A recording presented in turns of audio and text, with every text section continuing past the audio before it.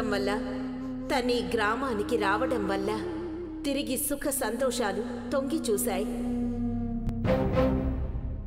కానీ ఈసారి ఒక వైరి జాతి పురుషుడు గరుడ వంశీయుడైన అనిరుద్ధ్ మనల్ని తేలిక చేస్తూ మన శక్తి సామర్థ్యాలను హేళన చేస్తూ ప్రజల భక్తి విశ్వాసాలని మూఢనమ్మకమని నిరూపిస్తానని వస్తున్నాడు.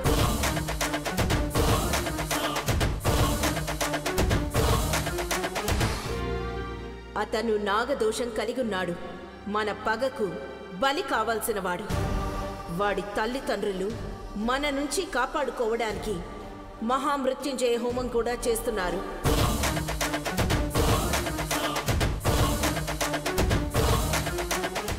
మన శత్రువు మన కూటమి చూడటానికి వీల్లేదు.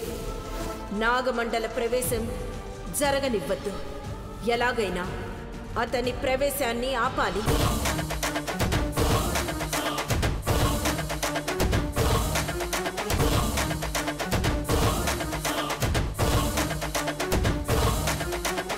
అటు ఆ పూర్ణాహుతికి వెళ్ళడానికి వీల్లేదు. ఇటు మన కూటమి చూడకూడదు. సర్పిక, ఈ కార్యం నీకు అప్పగిస్తున్నాను. ఆ ప్రయాణానికి ఎలా అయినా అంతరాయం కలిగించు, అవాంతరాలు సృష్టించు. వెళ్ళు.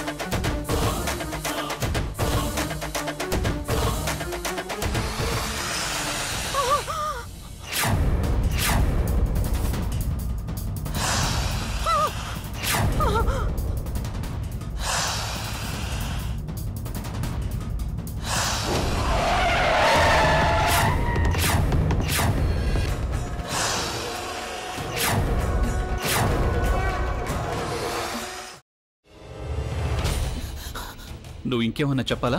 ఇంకేమన్నా అబద్ధం చెప్పాలనుకుంటే చెప్పేయి. నేను చూడాలనుకుంటున్నాను నన్ను మోసం చేయడానికి నువ్వు ఎంత నీచానికి దిగజారగలవు అని. ఎందుకు ఆలియా, ఎందుకు నువ్వు ఇలా చేసావు? నీకు తెలుసు కదా నానమ్మ తర్వాత నీ ఒక్కదానిని కదా నేను పూర్తిగా నమ్మేది. ఏమన్నావు నువ్వు?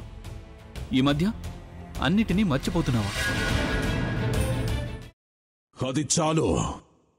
వాటిలో ఉన్న శక్తి విషయాన్ని గ్రహించి మనకు వివరిస్తాయి.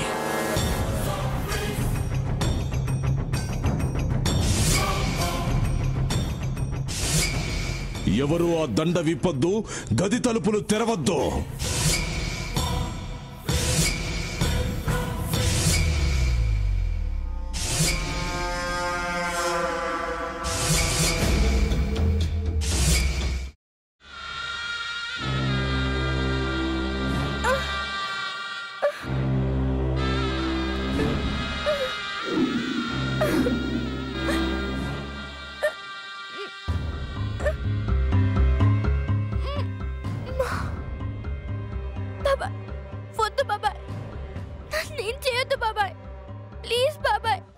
నీకు నిజం తెలిసినప్పుడే నా ఆలోచనలో నువ్వు చచ్చిపోయావు.